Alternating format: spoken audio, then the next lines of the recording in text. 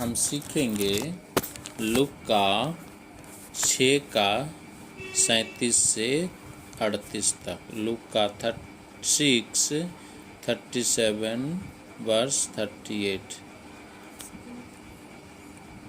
दोष मत लगाओ तो तुम पर भी दोष नहीं लगाया जाएगा, दोषी ना ठहराओ तो तुम भी दोषी नहीं ठहराए जाओगे। क्षमा करो तो तुम्हें भी क्षमा किया जाएगा, दिया करो तो तुम्हें भी दिया जाएगा। लोग पूरा नाप दबा दबा कर और हिला हिला कर और उभारता हुआ तुम्हारे गोद में डालेंगे, क्योंकि जिस नाप से तुम नापते हो उसी से तुम्हारे लिए भी नापा जाएगा। आमीन, हालेलुया। 37 में कहता है कि दोष मत लगाओ तो तुम पर भी दोष नहीं लगाया जाएगा। तो आज प्रभु में आज हम नहीं थे तो हम भी आज बहुत से हम लोगों को हम भी दोष लगाते थे, हम भी एक दूसरे को दोष लगाते थे। लोग हमें दोष लगाते तो लगाते थे, परंतु हम भी उस समय दोष लगाते थे। लेकिन आज हम प्रभु को जान गए, यीशु मसीह को जान गए हैं, तो आज वचन कहता है दोष मत लगाओ तो तुम पर भी दोष नहीं लगाया जाएगा। हालेलुया। तो आज प्रभु को हम जानने के बाद वचन 2 कुरिन्थी 5 का 17 में कहता है कि मसीह में है वह नई सृष्टि है, पुराने बातें बीत गई है, देखो सब कुछ नई हो गई है। तो इसलिए आज हम प्रभु को जान गए हैं। आज प्रभु क्या है? महान है, वो सामर्थी है, वो दया करने वाला पिता है, जो कि आज हम पर उसने दया किया है। तो आज हम वचन जान गए हैं कि दोष मत लगाओ तो तुम पर भी दोष नहीं लगाया जाएगा। आज हम प्रभु में आने के बाद, प्रभु को जानने के बाद, यीशु मसीह को जानने के बाद, वचन को जानने के बाद हमें किसी को दोष नहीं लगाना है। अगर हमें कोई दोष लगा देगा प्रभु में आने के बाद, दुनिया भर का तरह तरह की बातों से आज हमें फंसाने के लिए आज दोष भी लगाएंगे, हमारी बुराई भी करेंगे, ये कौन कराएगा? उनके जीवन में शैतान कराएगा। इसलिए कि हम प्रभु के जन हैं, परंतु उस समय हमें उनके बदले हमें दोष नहीं देना है उनको, लेकिन उनको हमें क्या करना है? क्षमा करना है। हालेलुया। प्रभु यीशु मसीह को भी थूके कोड़े लगाए, सब कुछ के मार पीट गए, लेकिन उन्होंने क्या कहा? हे पिता इन्हें क्षमा कर, क्योंकि ये नहीं जानते क्या करते हैं। तो आज हमें भी अगर हमें कोई दोष लगाता है तो हमें उन्हें क्षमा करना है, लेकिन हमें उनके बदले में उनको दोष नहीं लगाना है। हालेलुया। क्योंकि अगर हम दोष लगाते हैं प्रभु में, प्रभु को जानने के बाद, तो आज हमारा प्रभु में रहने का कोई मतलब नहीं हुआ। तो इसीलिए हमें किसी को भी दोष नहीं लगाना है, नहीं तो हमें भी दोषी लगाएंगे। हम दोषी कब ठहरेंगे? जब यीशु मसीह न्याय करेगा, न्याय के दिन में हम सबको लेने को आएगा। उस दिन वो दोषी हमें नहीं ठहराएगा, लेकिन जो वचन आज हम सुनते हैं, सीखते हैं, पढ़ते हैं, यही वचन उस दिन में क्या करेगा? दोषी ठहराएगा। इसलिए हमें दोषी नहीं, लेकिन हमें बड़े प्रेम और आनंद के साथ प्रभु के मार्ग में चलना है। आमीन। दोषी ना ठहराओ, हमें किसी को भी दोषी नहीं ठहराना है। आपके वजह से मेरा ऐसा हुआ, आपके वजह से आज मेरे परिवार में ये बातें हुई, आपके वजह से मेरे परिवार में लड़ाई झगड़ा हुआ, ऐसा हमें दोषी किसी को नहीं ठहराना है। समझ में आया? इसीलिए दोषी ना ठहराओ, किसी को हमें दोषी नहीं ठहराना है। ये परमेश्वर हमें शिक्षा आज दोषी ठहराने के लिए नहीं, लेकिन दोषी ना ठहराने के लिए शिक्षा देता है। इसलिए तो तुम भी दोषी नहीं ठहराए जाओगे। हम भी किसी को आज जब तक जीवित रहेंगे किसी को हमें दोषी नहीं ठहराना है, नहीं तो हम भी दोषी ठहराए जाएंगे उस दिन, न्याय के दिन में। और आगे कहता है क्षमा करो तो तुम्हें भी क्षमा किया जाएगा। जिस तरह यीशु मसीह भी आज उनको मारे, कोड़े से मारे, उनको थूके, सब कुछ किए, आज सरकंडे से मारे, 39 कोड़े भी उनको मारे, लेकिन भी यीशु मसीह उसको क्या किया? क्षमा किया, क्योंकि ये नहीं जानते क्या करते हैं कहा।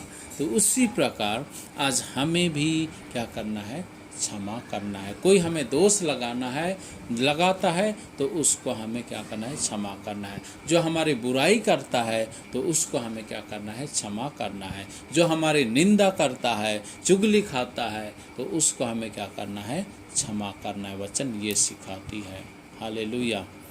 और आगे कहता है, दिया करो तो तुम्हें भी दिया जाएगा।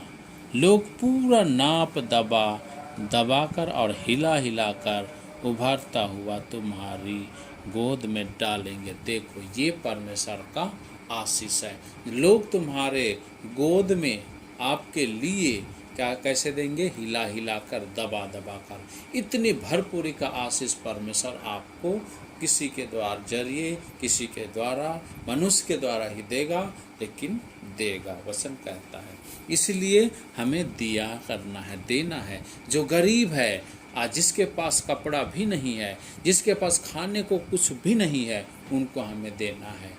ये भी परमेश्वर के काम हुआ।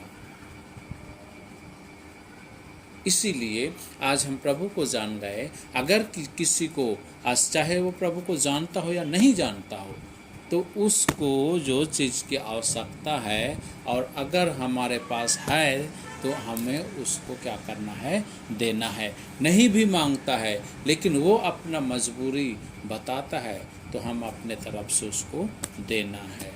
ये है दिया करो, तब हम धर्म के काम कर रहे हैं। हालेलुया।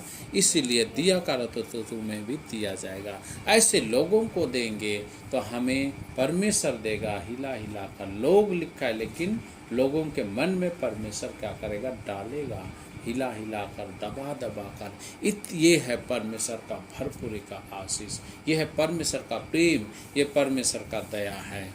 इसीलिए आज हमें देना है एक दूसरे। आपके पास है, नहीं है तो कोई बात नहीं है, लेकिन जब है तो आपको देना है। हालेलुया। और हिला कर उभरता हुआ तुम्हारी गोद में डालेंगे। आपको किसी बात की कमी और घटी होने नहीं देगा। जिस तरह अय्यूब के जीवन में हम देखते हैं, सब कुछ खत्म हो गया। जो भी उसके पास था, परिवार से लेकर गाय बैल बकरी भेड़, सब कुछ क्या हो गया? खत्म हो गया।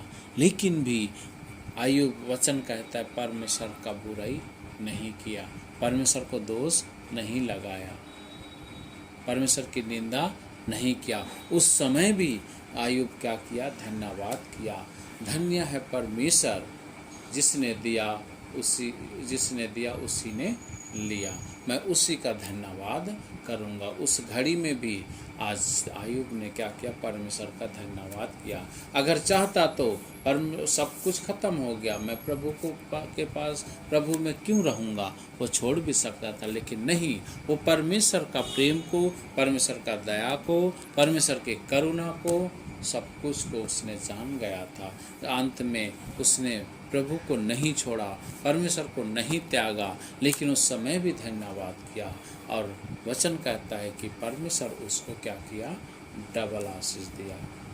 जितना भेड़ था पहले उससे डबल दिया, जितना बकरी था उससे डबल दिया। इतनी बड़ी आशीष देखो परमेश्वर का।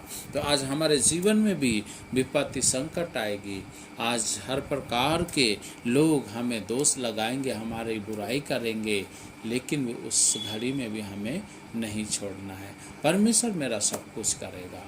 परमेश्वर कुछ समय भी धन्यवाद करेंगे तो परमेश्वर हमें कैसे देगा? आशीष देगा। हिला कर, दबा कर, उभरता हुआ हमारे गोद में परमेश्वर डालेगा। आमीन।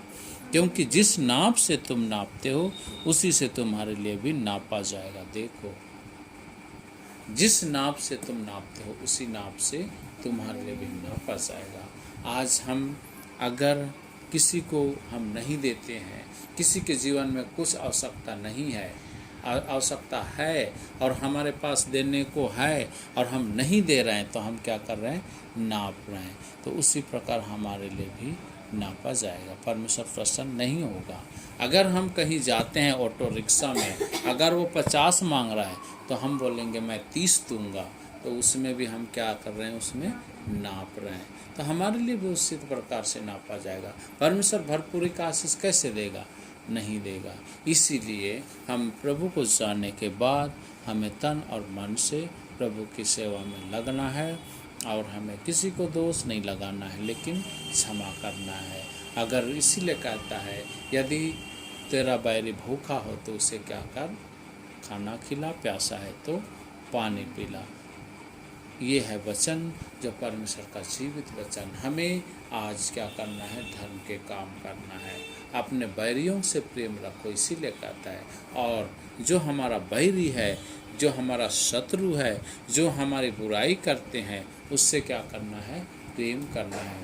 परमेश्वर का वचन ये सिखाता है। और जो हमें सताते हैं उनके लिए क्या करना है, प्रार्थना करना है। ये परमेश्वर का वचन है। तो आज हम ऐसे कर रहे हैं तो हम उसी प्रकार से हमारे लिए परमेश्वर क्या करेगा, आशीष देगा भरपूरी का। आमीन। तो इसी छोटी वचन से हम सबको आशीष मिले। आमीन।